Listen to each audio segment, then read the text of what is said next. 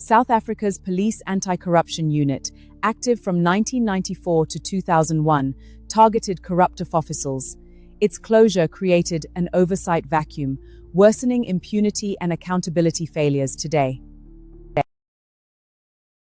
Lawrence Mushaga's 2002-2009 tenure weakened South Africa's public protector, allowing political pressure, corruption, and systemic failures to erode accountability and institutional independence across the country.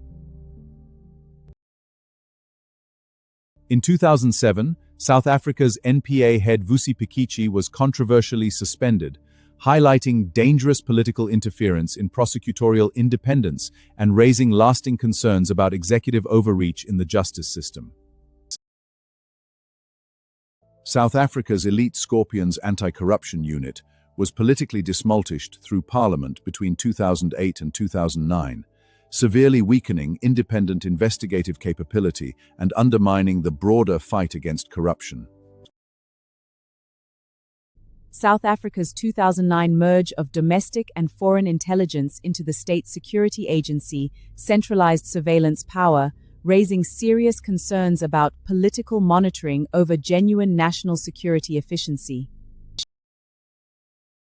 Menzi Simalale's controversial 2009 appointment as NPA head, later ruled unlawful due to integrity concerns, significantly undermined South Africa's prosecutorial independence and institutional trust for years.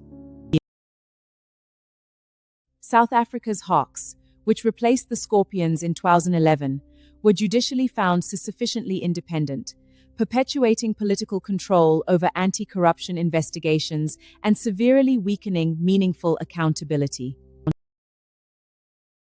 Ahmed Luli led South Africa's police crime intelligence from 2011 to 2018, despite facing murder, kidnapping, and fraud charges, exposing catastrophic failures in police accountability and oversight.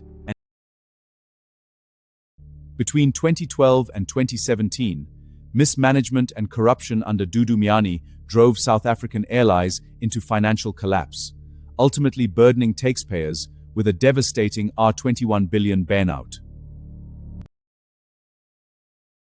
Between 2012 and 2018, South Africa's police leadership suffered a damaging revolving door of commissioners through suspensions and fires, severely undermining SAPS accountability, morale, and operational effectiveness. Top prosecutor Mximilis Nakasana was controversially paid R17 million in public funds to resign between 2013 and 2015, a transaction courts later declared illegal, exposing deep accountability failures. Between 2014 and 2018, deliberate dismantling of South Africa's revenue institutive through unit closures and mass staff departures cost the country an estimated R90 billion in lost tax revenue. South Africa's SASSA grants crisis endangered 18 million people's livelihoods when courts declared a R10 billion distribution contract corrupt, exposing deep government accountability failures.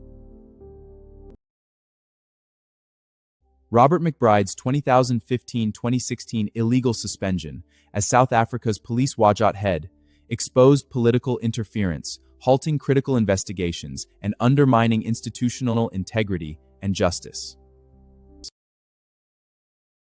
State capture systematically dismantled Denag between 2015 and 2017, transforming South Africa, once capable defense manufacturer, into an operationally decrayed institution through corporate governance failures. Sean Abraham's 2015-2018 NPA tenure exposed illegal appointments, political interference, baseless prosecutions, and systemic failures that weaken justice, protected criminals, and deeply erode public trust.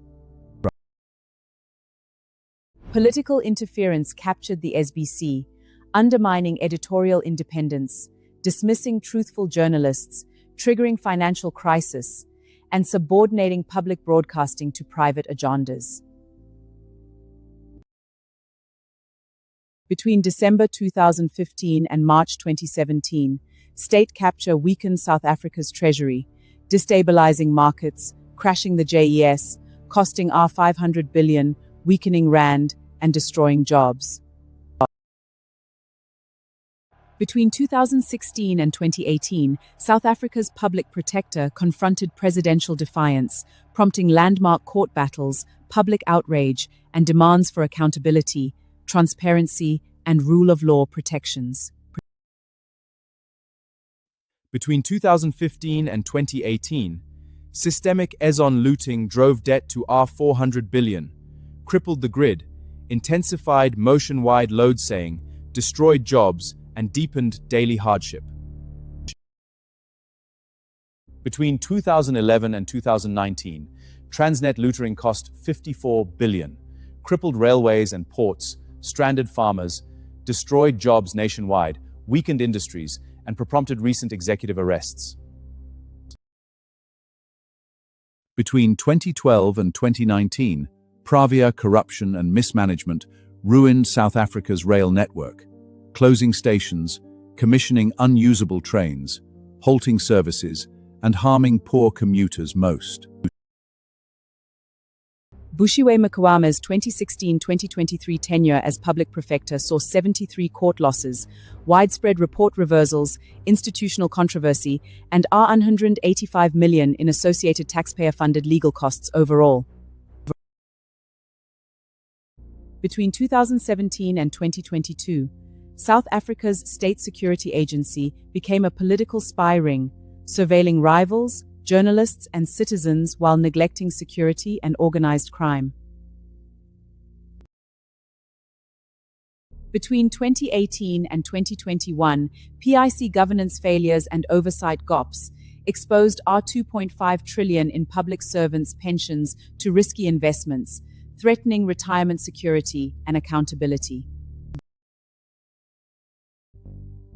Between 2018 and 2021, IRBA's weak enforcement missed warning signs in Steinhahn and VBS, enabling fraud, regulatory collapse, and devastating losses for depositors and shareholders. Land Bank South Africa's R45 billion default created an agricultural funding gap, threatening emerging farmers, accelerating rural job losses, worsening debt, and undermining food security. From 2009 to 2022, Parliament's oversight and party loyalty blocked accountability, enabling state capture, defeating scrutiny by 245 votes, and permitting R57 billion in losses. NSFA's preventable administrative collapse involved R1.8 billion in regular spending and R2.5 billion missing, delaying allowances, destabilizing oversight, exposing students to eviction and hunger. Since February 2023, FATE grey listing has increased scrutiny, international transfer costs, weakened the rand, discouraged foreign investment, and burdened South African consumers, businesses, and institutions. The proposed IPD amendment bill may let the police minister appoint the watchlot's leader, threatening independence, weakening oversight, enabling political control, and increase corruption risks. Constitutional Court rulings limiting the binding force of Human Rights Commission orders weaken government oversight, reduce authority, and leave South Africans vulnerable to state overreach.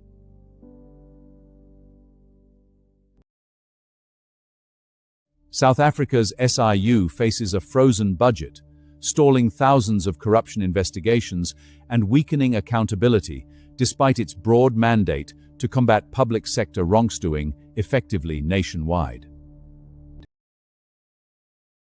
Cadre deployment prioritizes political loyalty over competence, allowing loyal party members to secure government positions despite lacking the qualifications, experience, or skills required to govern.